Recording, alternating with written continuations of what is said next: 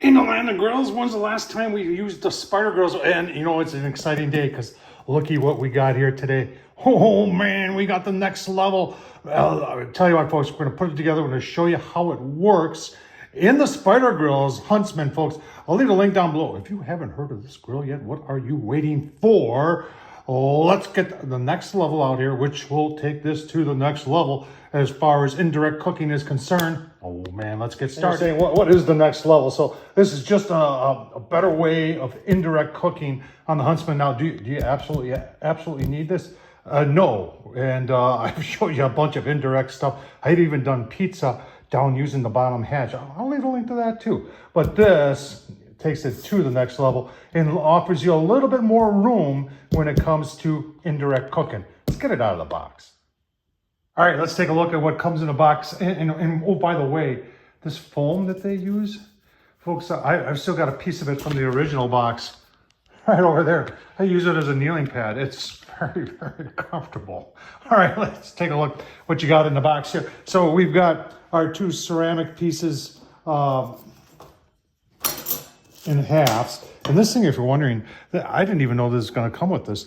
This is a holder. Wait till I put that on there and you see that. You got two stainless steel grates. You got the grate holder. You've got the nice, and I'm sure, look at this, it says Spider Grills. I'm sure this is like quarter light or something like that. Let's, I should be better prepared. Let's see how thick this is. I don't know if you can see that, but those quarter light stones are a half-inch thick. All right, your assembly guide here shows how, and we're going to do all this, it shows how to assemble this holder, which, like I said, I didn't even know that was coming. It looks like you're going to see how that's going to work. Oh, that's pretty gosh darn cool. Let's get it on there. All right, so in the instructions, good folks from Spider Grills really aren't telling you what side to put this on. You got three choices here, and when you walk around your grill, you're gonna figure it out real quick, because obviously we wouldn't want to put it on that side because that's where our ash pan accessibility is and our vent. And then obviously it wouldn't go in the front, so that just leaves the one other side. So if you're looking at the grill from the front, that's the front, it's gonna be the right-hand side. All right, and I'm also thinking we should center this. So we can use a tape measure, but if you don't have a tape measure, you could just count openings here.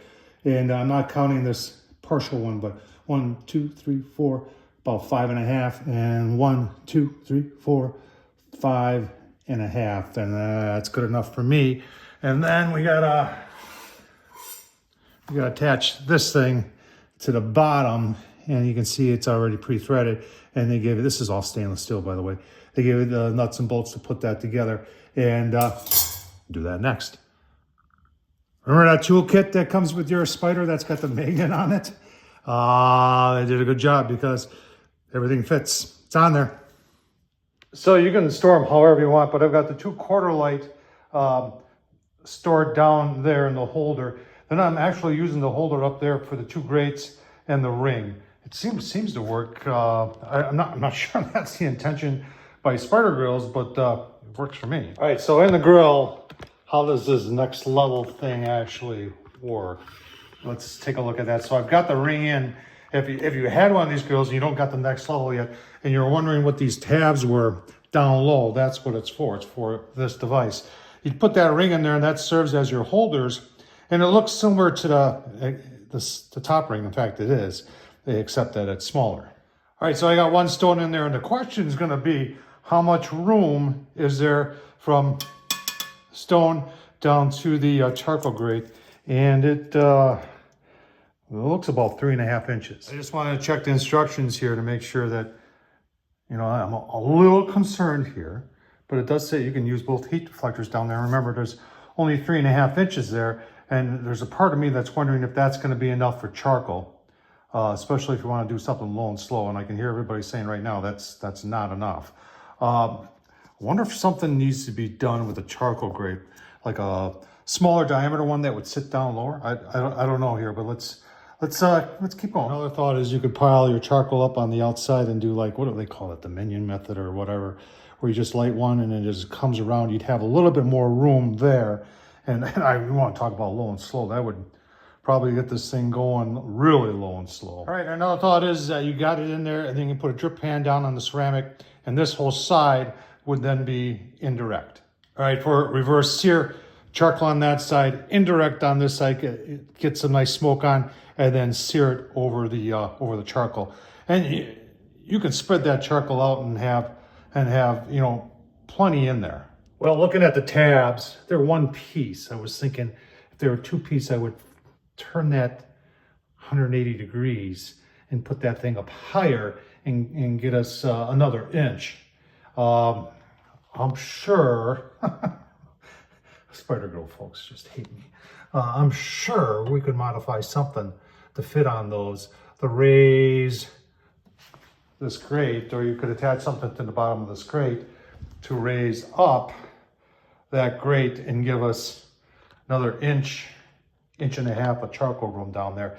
Lowering the charcoal basket might be, but you see how it sits on that ledge. You'd have to play around and see if you can't find another charcoal grate that would fit in there. Let's look through the collection. Well, let's see. That's what I was thinking. One from a charcoal grate from a kettle, and it does sit in there, and it looks like it's going to buy us probably an inch. Let's put it back on there and see what it gets us. I don't know if you can see that, but that gets us 5 inches. I'm a lot happier with that. Spider Girls, are you watching? All right, so if you're wondering, that's 17 inches across. One thing I didn't mention, and this is not bent, Weber used to make this type of charcoal grate. It's all for an old grill, as you saw, where it had this concave to the bottom of it, and that was the whole charcoal, and that does make this work even a little bit better. So I think, and I'm going to try this out, I'm going back and get that charcoal out of there, but I think this should be part of the kit, that they should be lowering the charcoal grate to give you at least that 5 inches. The 3.5 just isn't enough, in my opinion. All right, so there we are with some charcoal in there. Obviously, I'm going to add some more, but that, in my opinion, is going to work. Simple modification. How I'm saying to Spider Grills is they should be adding one more piece to this kit. All right, well, that's it. My apologies to Spider Grills. I know I'm not a popular person over there, but folks, you got to do what you got to do. You got to make it right. Showed you how to make it right. And next couple of videos, we're going to try this out with both halves in here, because this really turns this into a cooking machine using almost the entire surface. And I don't want to take back what I think of this. I think this grill is phenomenal, folks. Are they going to have some bumps in the road during development? Yeah, heck yeah. That's what guys like Tom Horsman are for. We're here to help you along and get you all pissed off at me. Tom Horsman YouTube, thumbs up, leave a comment. Hey, if you like the craziness, support the channel. Down, super thanks. Buy me a beer or something. Thanks for watching, folks.